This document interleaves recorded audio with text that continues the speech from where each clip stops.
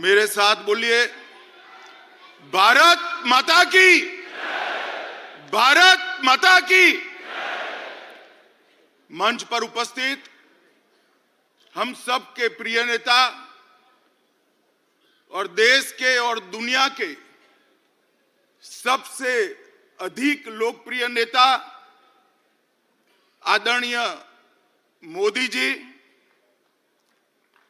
हमारे प्रिय अध्यक्ष सम्माननीय नड्डा जी, मंच पर उपस्थित भारतीय जनता पार्टी का नेतृत्वगण और आज इस सभागार के अंदर आए हुए, देश भर से आए हुए लघु भारत के रूप में हम सब के सामने विराजित देश के सभी कार्यकर्ता भाइयों बहनों को मैं प्रणाम कर कर मेरी बात की शुरुआत करूं। मित्रों, ये हमारा राष्ट्रीय अधिवेशन, ये विस्तृत राष्ट्रीय अधिवेशन चुनाव की दहलीज के समय पर हो रहा है। इस राष्ट्रीय अधिवेशन के अनेक निहितार्थ, ये राष्ट्रीय अधिवेशन प्रधानमंत्री जी मोदी जी के विकसित भारत के स्वप्न को आगे बढ़ाने का संकल्प लेकर हम सब यहां से देश भर में वापस जाएंगे। इस अधिवेशन के बाद 2047 का भारत कैसा होगा, इसका मोदी जी का संदेश लेकर हम हर कॉन्स्टिट्यूएंसी में जाएंगे और कुछ ही दिनों में देश की जनता ये निर्णय करने वाली है कि आने वाले 5 साल इस देश के शासन की धुरा किस पार्टी के हाथ में होगी, किस व्यक्ति के हाथ में होगी। मगर पूरे देश में कहीं पर भी संशय नहीं है, प्रश्न चिन्ह नहीं है। देश ने तय किया है कि मोदी जी फिर से एक बार इस देश के प्रधानमंत्री बनेंगे। साथियों, 75 साल में इस देश ने 17 लोकसभा के चुनाव देखे हैं, 22 सरकारें देखी हैं, 15 प्रधानमंत्री देखे हैं। देश ने जितनी भी सरकारें आई, अपने अपने समय में हर सरकार ने समयानुकूल विकास करने का प्रयास किया है। मगर आज मैं कोई कंफ्यूजन के बगैर कह सकता हूं कि समग्रता से विचार, हर क्षेत्र का विकास और हर व्यक्ति का विकास करने का काम केवल और केवल नरेंद्र मोदी जी के 10 साल में हुआ है। नरेंद्र मोदी जी के 10 साल के अंदर देश सुरक्षित हुआ, देश समृद्धि की ओर आगे बढ़ा। 60 करोड़ गरीब जो आजादी के 75 साल तक, 70 साल तक अपने आप को विकास की प्रक्रिया के बाहर मानते थे, उसको मालूम ही नहीं था कि देश आजाद हुआ, लोकतंत्र आया, मुझे क्या मिला, मेरा क्या हिस्सा।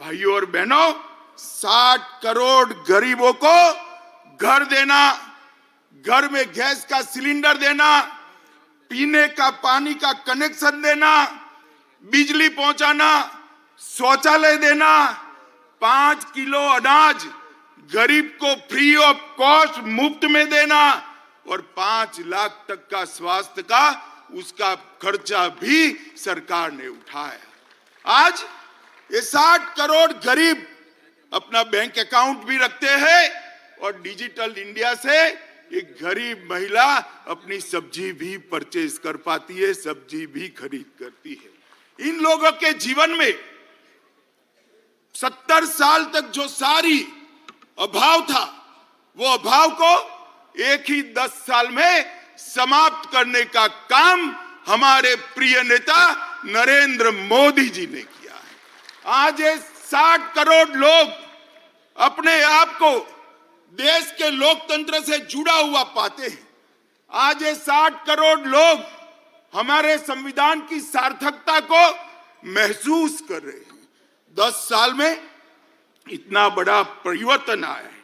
दलित, आदिवासी और पिछड़ा समाज उसको वोट बैंक के नाते एक कांग्रेस और इंडिया अलायंस वालों ने उपयोग तो बहुत किया, पहली बार उनको सम्मान और हिस्सेदारी देने का काम भारतीय जनता पार्टी की नरेंद्र मोदी सरकार ने पहली बार ये देश का गौरव पूरी दुनिया ने महसूस किया।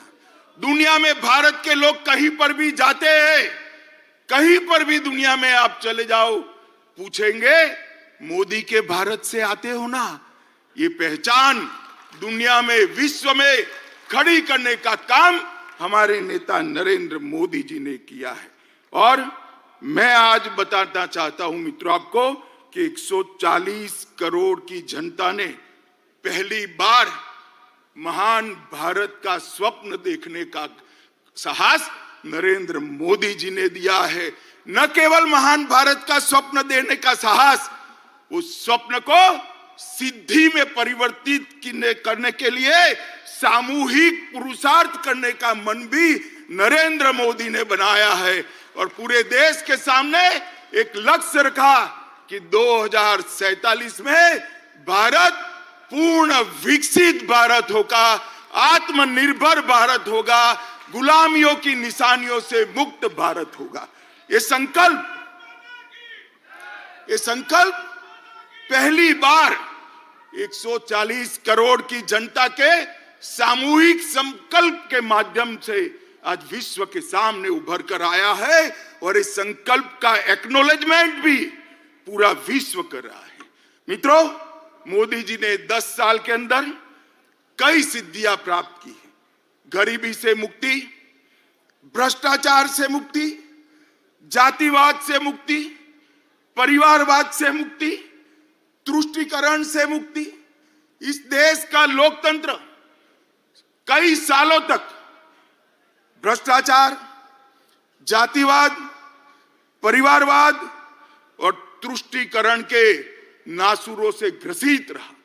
नरेंद्र मोदी जी ने पहली बार भ्रष्टाचार, जातिवाद, परिवारवाद और तुष्टीकरण की राजनीति को समाप्त कर पॉलिटिक्स ऑफ परफॉर्मेंस को एस्टैब्लिश करने का काम नरेंद्र मोदी जी ने किया।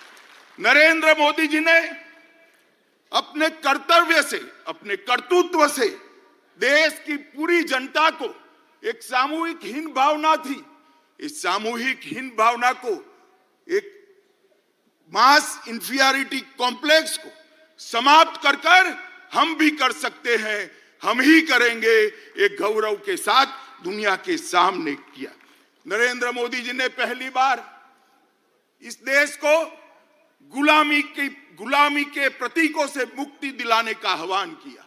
ये शुरुआत आजादी के दूसरे दिन होनी चाहिए थी, परंतु जब तक कांग्रेस रही, जब तक इंडिया अलायंस वाले रहे, इसकी कल्पना भी नहीं की। मोदी जी ने गुलामी के प्रतीकों से मुक्ति के लिए 15 अगस्त को लाल किले की प्राचीर से आह्वान किया और जनता ने पलक पावड़े बिछाकर इसका स्वागत किया। और आज गुलामी के प्रतीकों से हम मुक्ति पा रहे हैं। उग्रवाद और आतंकवाद, नक्सलवाद इस देश को 4 दशक से परेशान करता था। मोदी जी के 14 से 24 के कार्यकाल में उग्रवाद और आतंकवाद और नक्सलवाद अपनी अंतिम सांसें गिन रहा है। मैं देश की जनता को कहना चाहता हूं, मोदी 3 में ये देश पूर्णतया आतंकवाद, उग्रवाद और नक्सलवाद से मुक्त होकर शांत और समृद्ध भारत बनने की दिशा में आगे बढ़े। भाई और बहनों, मोदी जी के शासन ने कई विरोधाभास खत्म कर दी। एक समग्रता से सोचने वाला नेतृत्व, एक नीति के आधार पर चलने वाला नेतृत्व, एक युग दृष्टा नेतृत्व किस तरह से काम करता है, इसकी मिसाल कायम की है। पूरे आजादी से कालखंड सरकारों की मीमांसा इसी तरह से होती है। ये सरकार किसानों की सरकार है या उद्योगपतियों की सरकार है? ये सरकार किसान कल्याण करेगी या इकोनॉमी को आगे बढ़ाएगी? मोदी जी ने बता दिया किसान कल्याण भी हो सकता है और अर्थतंत्र भी पटरी पर आ सकता है। दोनों के बीच में कोई विरोधाभास नहीं। इस सालों तक बहस का बंटवारा रहा, ये सरकार गांवों की है या शहरों की, ये भी विरोधाभास रहा। या तो आप गांव का विकास कर सकते हो या शहर का कर सकते हो। मोदी जी ने ये भी सिद्ध कर दिया, गांव दुनिया में सबसे अच्छे गांव बन सकते हैं, गांव से कोई पलायन नहीं होगा, और शहर भी दुनिया में सबसे सुविधापूर्ण शहर बन सकते हैं, स्मार्ट सिटी बन सकते हैं। ये सिद्ध किया। गरीब कल्याण और अर्थतंत्र का विकास, दोनों के बीच में भी बहुत बहस चली। कई बार कई सरकार, कई अर्थशास्त्री, कई पंडित कहते रहे कि जो अर्थशास्त्र का मतलब अर्थतंत्र का विकास करना है तो गरीब कल्याण को छोड़ना पड़ेगा। मैं आज सबके सामने कहना चाहता हूं, हर किसान को हर साल 6,000 रुपया देना, हर गरीब को सभी प्राथमिक सुविधाएं एक साथ दे देना, और अर्थतंत्र को 11वें नंबर से 5वें नंबर पर ला देना, वो मोदी जी ही कर सकते हैं और कोई नहीं कर सकता। भाई और बहनों, आज एक संदेश लेकर जाइए यहां से। 130 करोड़ की 140 करोड़ की जनता के बीच में मोदी जी को तीसरी बार प्रधानमंत्री देश की जनता बनाए, हमारा अर्थतंत्र भी तीसरे नंबर पर आ जाएगा। ये संदेश लेकर हमने जाना है। इसी तरह से एक द्वंद्व चालू रहा कि विदेश नीति, अगर दुनिया को मित्र बनाना है तो देश की सुरक्षा में थोड़ा बहुत कॉम्प्रोमाइज करना पड़ेगा। ये बहुत लंबा बहस का विषय आजादी के बाद तुरंत शुरू हुआ, और सारे पंडित सुरक्षा नीति और विदेश नीति के बीच के द्वंद्व में फंसते रहे। मोदी जी ने तय कर लिया और कर दिखाया कि सरहद की सुरक्षा, देश की सुरक्षा हमारी सबसे पहली प्रायोरिटी है। और आज ये करने के बाद, देश को सुरक्षित करने के बाद, मोदी जी ने भारत को विश्व मित्र के रूप में प्रस्तावित किया। वसुधैव कुटुंबकम का हमारा सूत्र को उन्होंने नीचे लिखा।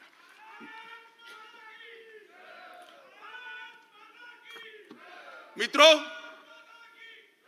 इंडी अलायंस और कांग्रेस पार्टी, इसकी देन थी कि इस देश के लोकतंत्र की स्पिरिट को खत्म कर दिया।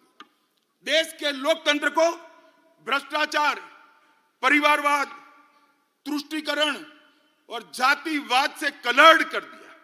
कभी भी स्वतंत्र रूप से जनमत उभर कर ना आए, इस प्रकार की लोकतांत्रिक व्यवस्था करने में परिवारवादी पार्टियां लगी रही।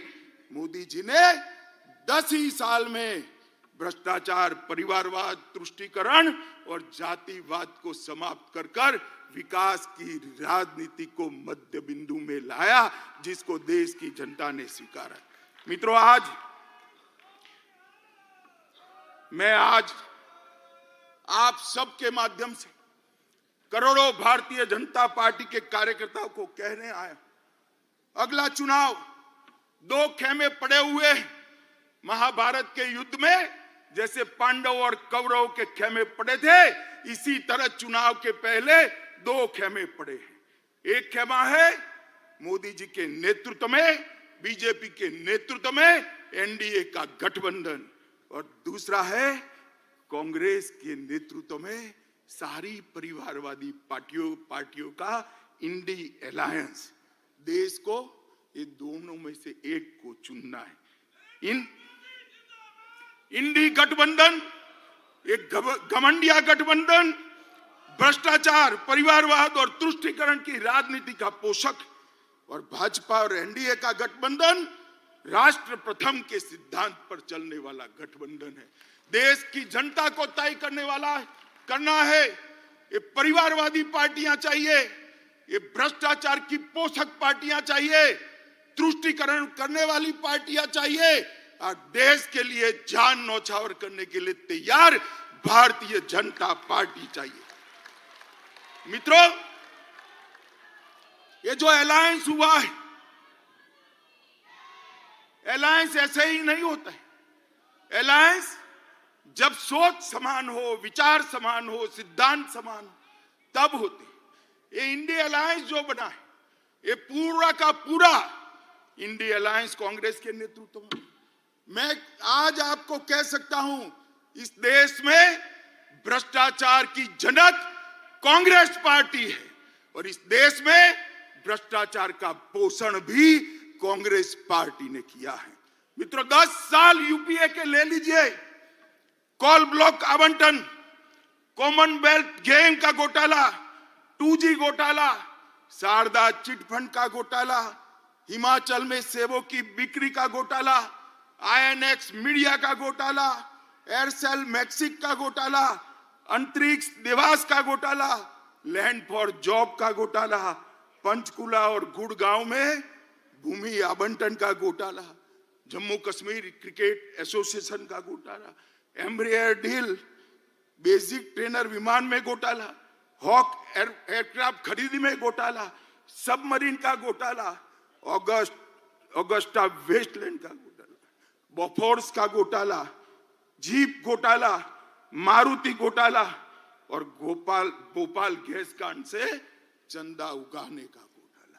ये कांग्रेस पार्टी हमारे यहां ऐसा कहते थे कि किसी भी तत्व का व्याप आकाश, भूमि और पाताल तक होता है, मगर इन्होंने तो आकाश से भी आगे जाकर अंतरिक्ष में भी घोटाला किया, भूमि से आगे जाकर पाताल में खदानों का भी घोटाला किया और समंदर को भी नहीं छोड़ा, वहां सबमरीन का भी घोटाला कर दिया।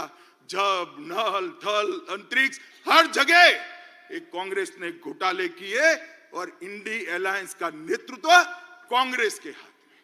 मैं देश की जनता को कहना चाहता हूं, किस प्रकार की सरकार, एक और लाखों करोड़ के घपले घोटाले करने वाली कांग्रेस है और दूसरी ओर 23 साल से राज्य सरकार और केंद्र सरकार में मुखिया रहने के बाद भी हमारे विरोधी भी एक कानी पाई का आरोप न लगा सके, ऐसा नेतृत्व नरेंद्र मोदी का नेतृत्व।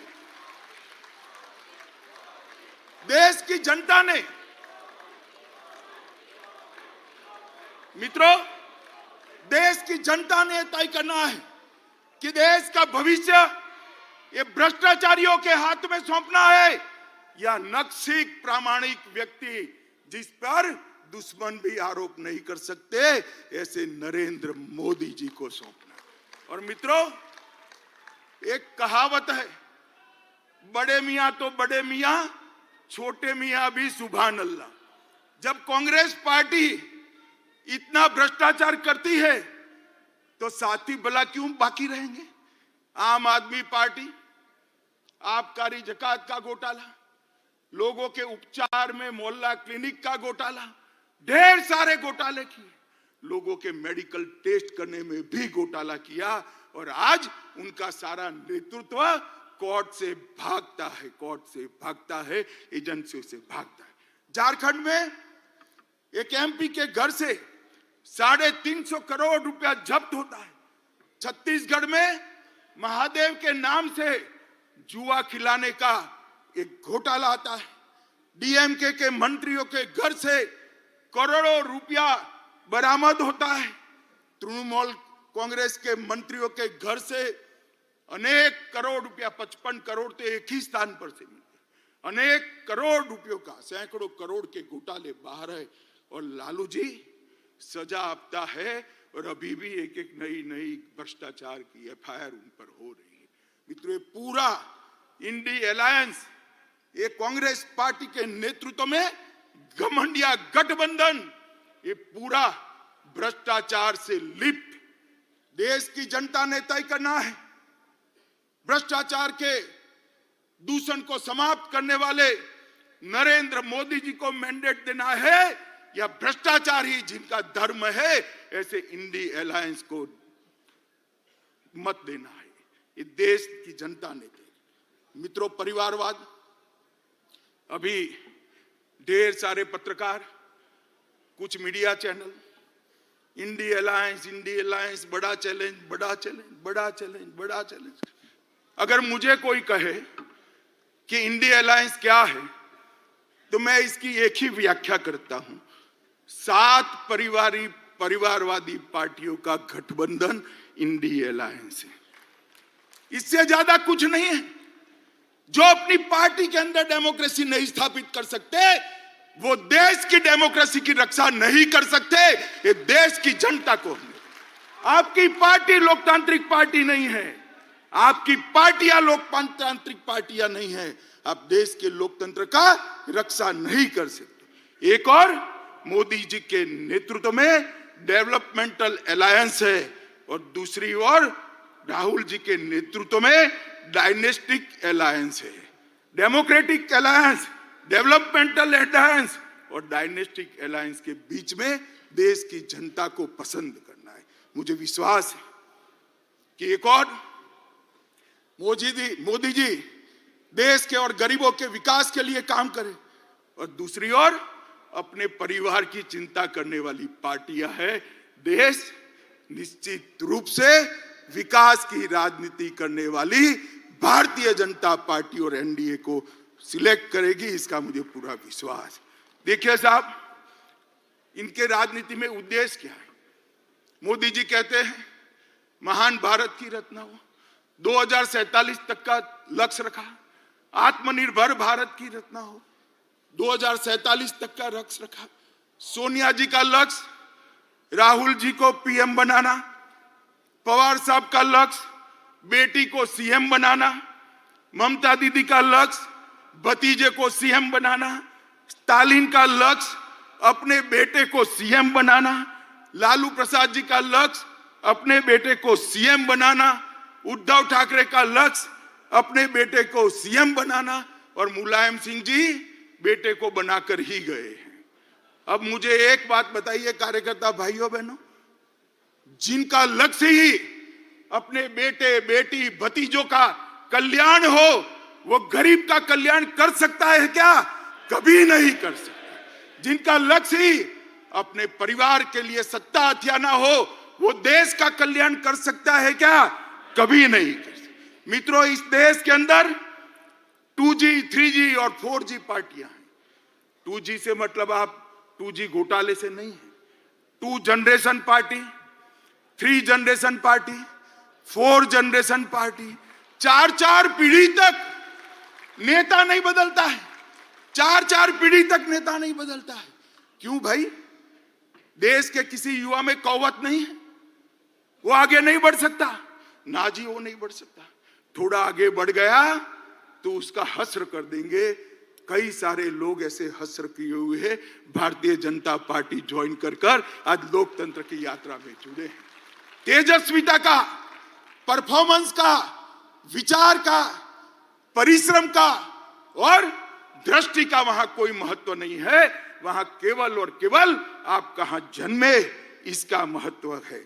मित्रों, मैं आज आप सबके माध्यम से देश की जनता को पूछना चाहता हूं, अगर भारतीय जनता पार्टी परिवारवादी पार्टी होती तो एक चाय बेचने वाले का बेटा कभी प्रधानमंत्री नहीं बन सकता। लोकतंत्र के अंदर मित्रों, लोकतंत्र के अंदर ये बहुत जरूरी है, सबको समान अवसर मिले। सबके अंदर ईश्वर दत्त शक्तियां जो पड़ी हैं, वो ईश्वर दत्त शक्तियों के आधार पर उसको आगे बढ़ने का मौका मिले और वो केवल और केवल भारतीय जनता पार्टी में विद्यमान है और किसी दल में नहीं। भाई और बहनों, मोदी जी एक गरीब परिवार से, गरीब मतलब आप कल्पना नहीं कर सकते, इतने गरीब परिवार से इस देश के सम्मानीय प्रधानमंत्री बने, जिन्होंने पूरे विश्व में देश को सम्मान दिलाया, गौरव दिलाया, प्रस्थापित। इस देश की राष्ट्रपति एक जनजाति परिवार से आती है। जनजातियों में भी अति पिछड़ी जातियों में से राष्ट्रपति मुर्मू जी आती है। प्रधानमंत्री जी ने, भारतीय जनता पार्टी ने एक गरीब आदिवासी की बेटी को महामहिम द्रौपदी मुर्मू बनाकर सभी आदिवासियों का सम्मान। इस देश का उपराष्ट्रपति एक किसान का बेटा खेत जोतने वाले का बेटा इस देश का उपराष्ट्रपति बना है। मित्रों, मैं खुद कह मानता हूं कि भारतीय जनता पार्टी में बूथ का काम करने वाला एक व्यक्ति देश का प्रधानमंत्री भी बन सकता है, राष्ट्रपति भी बन सकता है। और वो केवल और केवल भारतीय जनता पार्टी में ये सहूलियत उपलब्ध है क्योंकि हमने हमारी पार्टी को लोकतांत्रिक पार्टी बनाकर रखा है। मित्रों, ये परिवारवादी पार्टियां जो अपने बेटे बेटियों के लिए काम करती है वो देश का कल्याण नहीं कर सकती। केवल और केवल राष्ट्र प्रथम के नारे के साथ आगे बढ़ रही भारतीय जनता पार्टी, मोदी जी के नेतृत्व में आगे बढ़ रही भारतीय जनता पार्टी ही देश का कल्याण कर सकती है। मित्रों, इस देश में जब से हमारा संविधान बना, हमारे संविधान के अंदर पंथ निरपेक्षता को बहुत बड़ा महत्व दिया गया। और ये देश आज से नहीं, हजारों सालों से पंथ निरपेक्षता के आधार पर, बिन सांप्रदायिकता के आधार पर चलता रहा। राज्य का कभी कोई धर्म नहीं होता है। सबको अपना धर्म बनाने की, मानने की और उसका अनुसरण करने की छुट्टी भी है, मुक्ति भी है। परंतु कांग्रेस पार्टी ने वोट बैंक की रचना करने के लिए संविधान की उदात्त भावनाओं में भी विकृति डालकर पंथ निरपेक्षता को तुष्टीकरण की राजनीति से दूषित किया। मित्रों, मैं आज आप सबके सामने कहना चाहता हूं, ये कांग्रेस पार्टी जिसने भगवान श्री राम के अस्तित्व को नकारा और एफिडेविट पर नकारा, बाद में उनको एफिडेविट वापस ले। ट्रिपल तलाक का कानून जो केवल और केवल महिलाओं को, मुस्लिम महिलाओं को उनके अधिकार देने का कानून है, इसका आपने विरोध किया। यूसीसी जो कांग्रेस के समय में ही संविधान निर्माता एक लक्ष्य देश के लिए रख कर गए थे, उत्तराखंड सरकार यूसीसी लाई, कांग्रेस ने इसका भी विरोध किया। मित्रों, धारा 370 जब संविधान बना तब ये तय था कि टेम्पररी का मतलब है उचित समय पर उसको हटा देना, मगर 70 साल तक उचित समय आया नहीं। धारा 370 के कारण कश्मीर के अंदर अलगाववाद बढ़ा, उग्रवाद बढ़ा, पाकिस्तान को अंदर पैर रखने की भूमि मिली और 40,000 से ज्यादा लोग मारे गए। मगर तुष्टीकरण की राजनीति ने धारा 370 को हटाने नहीं दिया। इस देश की जनता ने मोदी जी को दूसरी बार पूर्ण बहुमत दिया। 5 अगस्त 2019 को मोदी जी ने धारा 370 को समाप्त कर दिया और आज कश्मीर एक नए युग के साथ आगे बढ़ रहा है। पीएफआई पर बैन हमने लगाया, तब भी कांग्रेस और इंडिया अलायंस के लोगों ने टेढ़े मेढ़े बयान किए। दक्षिण भारत की महान परंपरा, तमिलनाडु की महान परंपरा, पवित्र सेंगोल को हमने पार्लियामेंट के अंदर बड़ी पवित्रता से प्रस्तावित किया। इसका भी कांग्रेस पार्टी और उनके साथियों ने विरोध किया। ये जहां भाजपा विजयी होती है उन राज्यों को गौमूत्र स्टेट कहते हैं।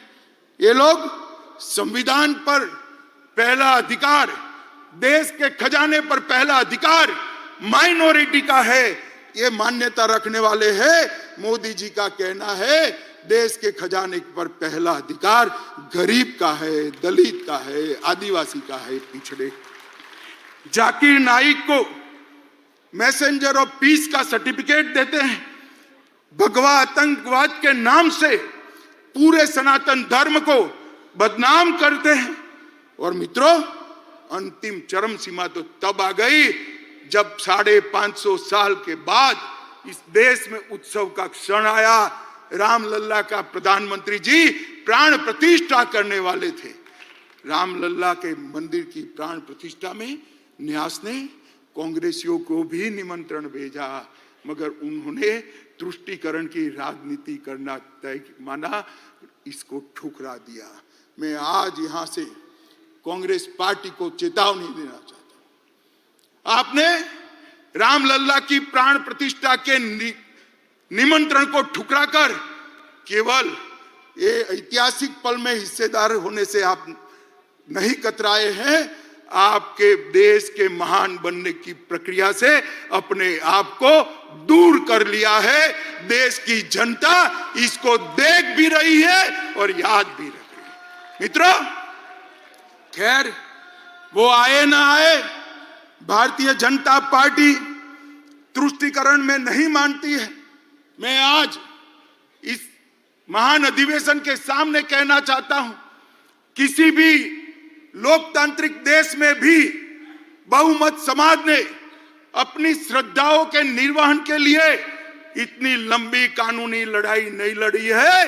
75 साल तक हम कानूनी लड़ाई लड़े और संपूर्ण लोकतांत्रिक तरीके से हमने राम मंदिर का निर्माण किया। इसका संपूर्ण यश हमारे प्रधानमंत्री नरेंद्र मोदी जी को जाता है।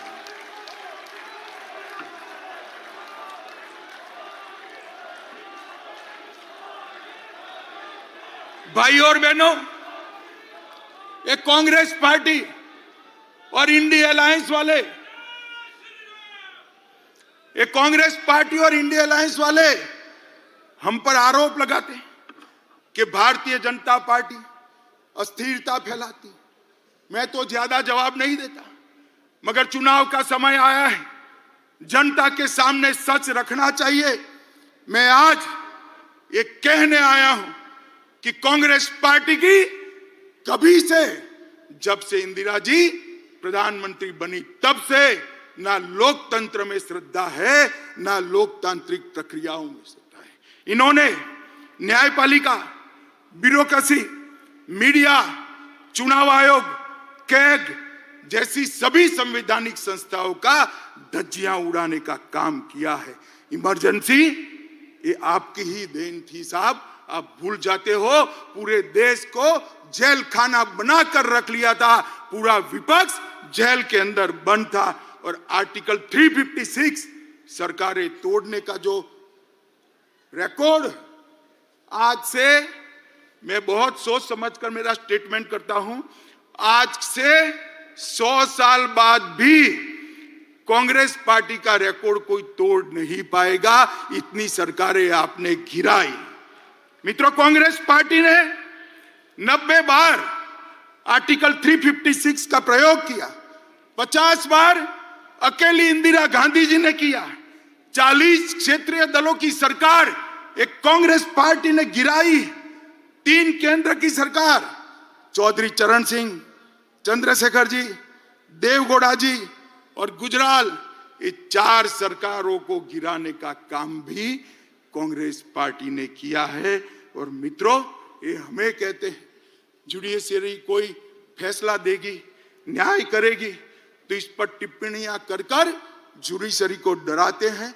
मैं कांग्रेस पार्टी को याद कराता हूं, 1973 में 3 वरिष्ठ जजों को कुदाकर, जस्टिस सेहलत, जस्टिस ग्रोवर और जस्टिस हेगड़े को कुदाकर आपने एएन रे को सर्वोच्च न्यायाधीश बनाया, क्योंकि आप रायबरेली का फैसला आपके खिलाफ आ गया था। मित्रों, हमने कभी जुडिशरी के खिलाफ इस प्रकार के षड्यंत्र नहीं किए।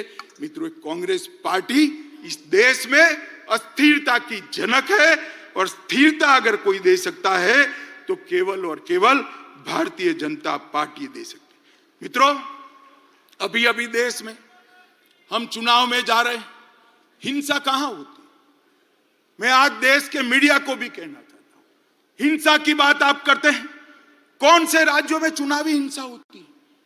कौन से राज्य में पॉलिटिकल हिंसा होती है? मैं आज देश की जनता को गिनाना चाहता हूं। केरल, हमारे 100 से ज्यादा कार्यकर्ता शहीद हो गए, 300 से ज्यादा कार्यकर्ता अपाहिज हो गए। किसका शासन है? इंडिया अलायंस का शासन है। बंगाल, सैकड़ों कार्यकर्ता मौत के घाट उतार दिए गए। हमेशा चुनाव में धांधली, गपलेबाजी और हिंसा होती रही। किसका वहां राज है? ममता दीदी का राज है, इंडिया अलायंस का राज है। बिहार में भी जंगल राज था, तब 100-100 किलोमीटर दूर मतपेटियां मिलती थी। किसका राज था? इंडिया अलायंस का राज था। यूपी में भी चुनाव का रेगिंग होता था, हमारी सरकारों में कभी रेगिंग नहीं हुआ। किसकी सरकार थी? आपकी सरकार थी। मित्रों, आज भारतीय जनता पार्टी के हजारों कार्यकर्ता हिंसा की भेंट चढ़े। कईयों ने तो जान गंवाई, कई अपाहिज हुए, कईयों के घर जल गए। हम तो हिंसा के भुक्तभोगी है। हिंसा फैलाने वाला गठबंधन अगर कोई है तो एक घमंडिया गठबंधन है, इंडी अलायंस है। भाई और बहनों, ये कांग्रेस का शासन था। आजादी के वक्त कांग्रेस ही देश की ओर से नेगोशिएट करती, तब ही देश का विभाजन। और आज भी कांग्रेस की विभाजनकारी प्रवृत्ति राजनीतिक फायदे के लिए कम नहीं हुई। अभी अभी कांग्रेस के नेता ने कहा कि इस देश के 2 टुकड़े होने चाहिए। खुलेआम देश के 2 टुकड़े करने की बात करते हैं। कांग्रेस पार्टी इस स्टेटमेंट से कन्नी भी नहीं काटती है। ये बताता है कि कांग्रेस पार्टी इसका समर्थन करती। मां भारती का अपमान करने वाले जॉर्ज पुनिया का कांग्रेस के राजकुमार आशीर्वाद लेते हैं। जॉर्ज सोरेस जो भारत विरोधी है, वो उनका समर्थन करता है। कोयम्बतूर बम ब्लास्ट को इंडी अलायंस इसके गुनहगारों को रिहा कर देती है। और कांग्रेस के नेता पाकिस्तान में जाकर मोदी जी को हटाने के लिए पाकिस्तान की मदद मांगते हैं। पाकिस्तान की मदद मांगते हैं।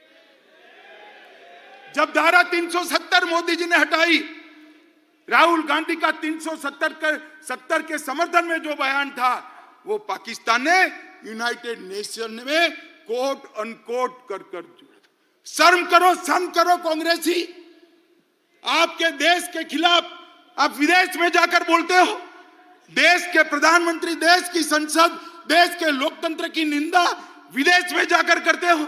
और धारा 370 जैसी महत्वपूर्ण चीज को आपने पाकिस्तान को यूएन में हथियार देकर देशद्रोह का एक उदाहरण सेट किया है। मित्रों, और मैं देश की जनता को कहता हूं, ये विभाजनकारी प्रवृत्ति जो आजादी के वक्त थी, वो आज भी वहां पर है, उसमें कोई परिवर्तन नहीं हुआ। मित्रों, अभी अभी एक कांग्रेस के शहजादे को किसी ने एक भाषण लिखकर दे दिया है।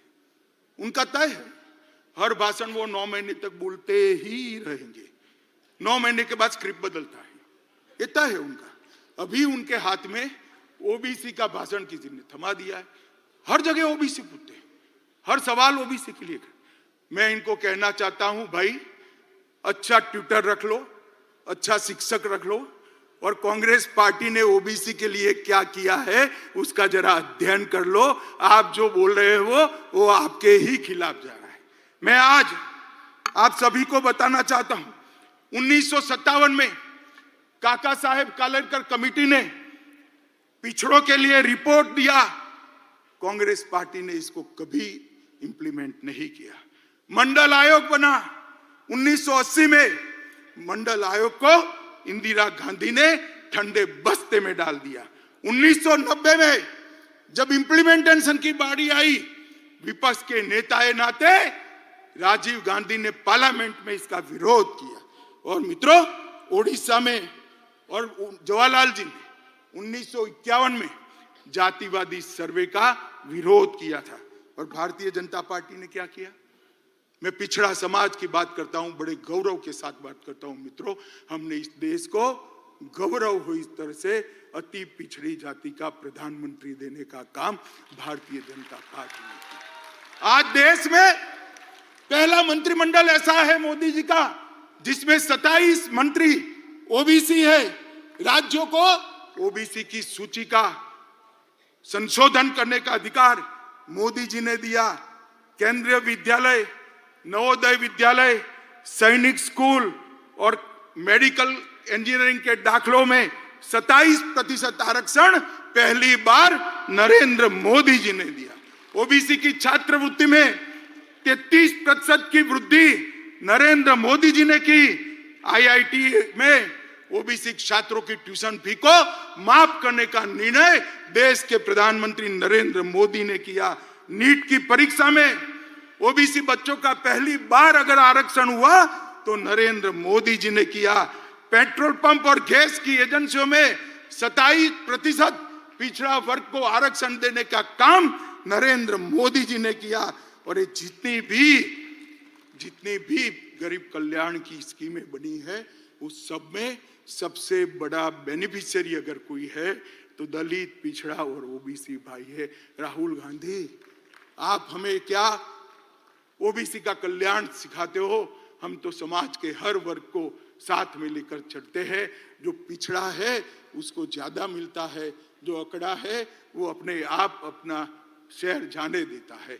मोदी जी ने इस देश की जनता का आह्वान किया, जिनको सुख है, संपत्ति है, ईश्वर की कृपा है, वो अपनी गैस की सब्सिडी छोड़ दे। 2 करोड़ से ज्यादा लोगों ने गैस की सब्सिडी अपने आप त्याग करी। मोदी जी ने करोड़ों गरीबों को फ्री ऑफ कॉस्ट गैस देने का काम किया। मित्रों, मोदी जी ने 10 साल के अंदर जातिवाद, परिवारवाद, भ्रष्टाचार, तुष्टीकरण को समाप्त कर दिया। इसके आधार पर राजनीति करते थे, इसके आधार पर अपनी राजनीति को आगे बढ़ाते थे। उनका स्वप्न, ये 4 आधारों पर सत्ता हथियाने का स्वप्न मोदी जी ने चूर चूर कर रख दिया। अब इस प्रकार के कलुषित मैंडेट वो प्राप्त नहीं कर सकते हैं। आज 10 साल में देश महान भारत, विकसित भारत का स्वप्न लेकर आगे बढ़ रहा है। दूर दूर तक सत्ता प्राप्ति की संभावना आज घमंड या गठबंधन को नहीं देखती है। इसके लिए वो लोग डिनायल मोड में आ गए, हर चीज में विरोध करते। धारा 370 और महिलाओं को अधिकार देने के कई मौके आए, वे विरोध करते रहे। 3 तलाक का विरोध किया, ओबीसी कमीशन का विरोध किया, कश्मीर में गुर्जर, बकरवाल, पहाड़ी, वाल्मीकियों को रिजर्वेशन देने का विरोध किया। नारी शक्ति वंदन अधिनियम में भी कई सारे व्यवधान खड़े किए। हिंदू शरणार्थियों को नागरिकता देने का सीए का बिल, इसका विरोध किया। एक देश एक टैक्स, जीएसटी का विरोध किया। दलित को राष्ट्रपति बनाना, आदिवासी को राष्ट्रपति बनाना आपने आम सहमति नहीं होने दी। सर्जिकल स्ट्राइक और एयर स्ट्राइक कर मोदी जी ने भारत की सेना के पराक्रम को पूरी दुनिया में प्रस्थापित, आतंकवाद के सामने एक कड़ा मैसेज दिया। आपने उस वक्त भी, राहुल बाबा, आपने उस वक्त भी देश से साक्ष्य मांगे थे। शर्म करो, शर्म करो, सेना के जवान की शहादत पर आप साक्ष्य मांगते हो। मित्रों, भारत ने वैक्सीन का निर्माण किया। 100 से ज्यादा देशों में हमारा वैक्सीन गया। वैक्सीन के माध्यम से आज 140 करोड़ का देश कोरोना से सुरक्षित हुआ। उसको भी मोदी वैक्सीन कर आपने बदनाम करने का प्रयास किया। मगर देश की जनता ने भी, आज भी कोई वैक्सीन लेने जाता है तो कहता है मोदी वैक्सीन दे दो भाई, मेरी इम्यूनिटी खत्म हो गई। Digital economy, direct benefit transfer, इसका विरोध किया। नई संसद बनाई। इतनी भव्य संसद देखकर आज पूरी देश की जनता पुलकित है, गौरवान्वित है। इसका भी आपने विरोध किया। कर्तव्य पथ बना, आपको राजपथ नाम अच्छा लगता था, कर्तव्य पथ का भी विरोध किया। भारत मंडपम में कोर्ट से उसको रोकने का प्रयास किया। यशोभूमि को भी रोकने का प्रयास किया। डाटा प्रोटेक्शन का विजनरी बिल, इसका भी विरोध किया। और अंत में रामलल्ला की प्राण प्रतिष्ठा का भी आपने विरोध किया। मित्रों, एक कांग्रेस डिनायल मोड में आ चुकी है। पूरे देश की जनता को मैं कहना चाहता हूं, 5 साल का पार्लियामेंट के अंदर कांग्रेस का हिसाब किताब निकालिए। इन्होंने पार्लियामेंट के अंदर शोर शराबे और बहिष्कार के अलावा कुछ नहीं किया। हम भी विपक्ष में रहे, 10 साल तक बैठे, आगे पूरा जीवन विपक्ष में।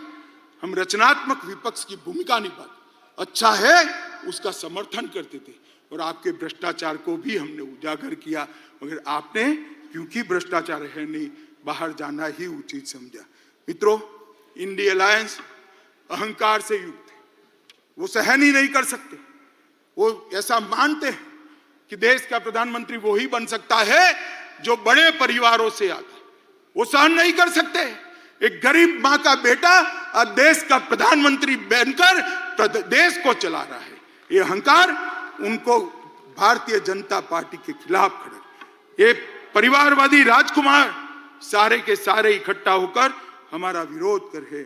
मोदी जी ने 40 से ज्यादा नीतियां बनाकर इस देश को नीतियों के आधार पर चलाने का काम किया। मैं पूरी सूची बोलना नहीं चाहता मित्रों, पॉलिसी पैरालिसिस हो गया ऐसी पूरी दुनिया मनमोहन सिंह सरकार को कहती थी। आज मोदी सरकार ने हर क्षेत्र की 40 से ज्यादा पॉलिसी बनाकर पॉलिसी के आधार पर शासन कैसा हो सकता है उसका उदाहरण पूरी दुनिया में रखने का काम नरेंद्र मोदी जी ने किया। और मित्रों,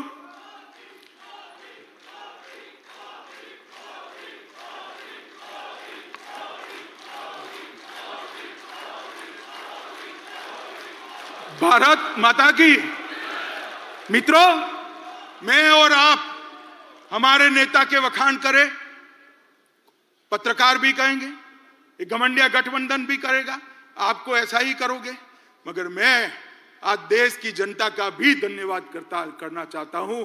आपने बार बार भारतीय जनता पार्टी को आशीर्वाद देकर, मोदी जी को आशीर्वाद देकर अपना समर्थन देता है। आज देश के 70 राज्यों में 17 स्टेट्स में एनडीए की सरकार है। 58% हिस्से पर, जिसमें 57% आबादी है, वहां एनडीए का रूल है।